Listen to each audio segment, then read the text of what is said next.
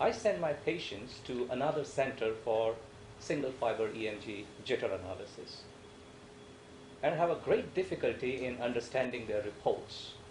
Many times the findings are, quote, mixed. That is, the jitter is normal, but there are many pairs with blocking. How do I interpret this result? Well, I agree with you that this offers quite a lot of problems for the reader of a report when you have it like this. And it also learns us that we have spent a long time with the patient, and then we report the result is in such a way that it is incomprehensible to the referring doctor. I think it's a very bad habit, and we often have that now in our training courses, how to write reports. Now back to your real question.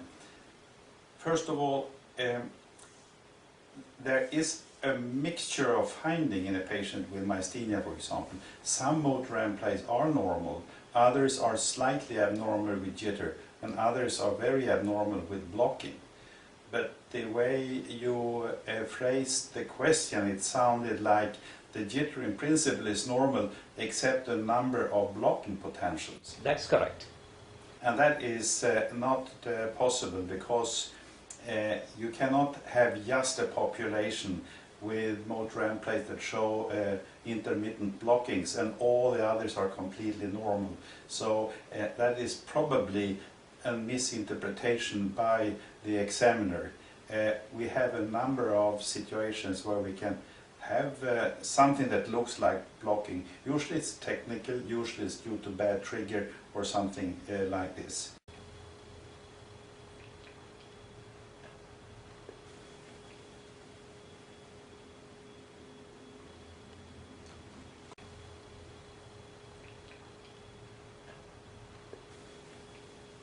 So in my department we report, we have 70% normal recordings, 20% showed increased jitter, and the remaining 10% showed also blocking.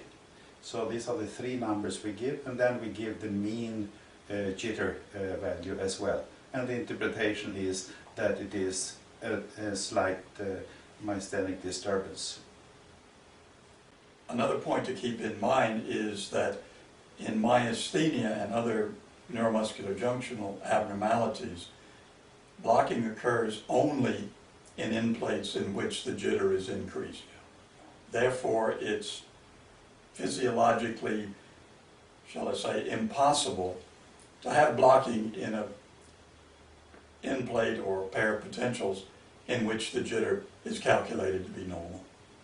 That would clearly indicate a technical artifact, a misreading of the data, or some unusual condition other than a neuromuscular junctional abnormality.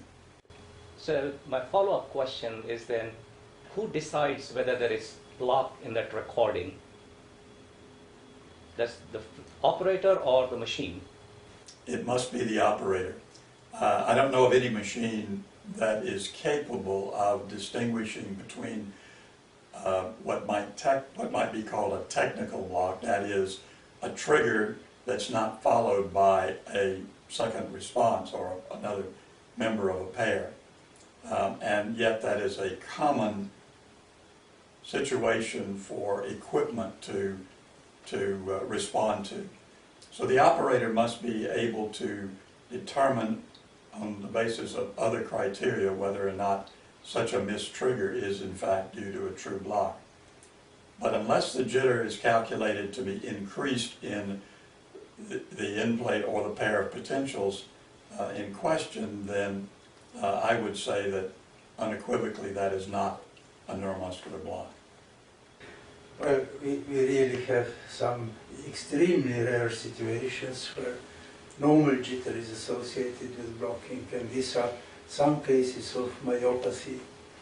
And we know that in these cases, blocking probably occurs within the muscle fiber itself, somewhere along the course. But this is a rarity. I have seen only a few examples of this kind of thing.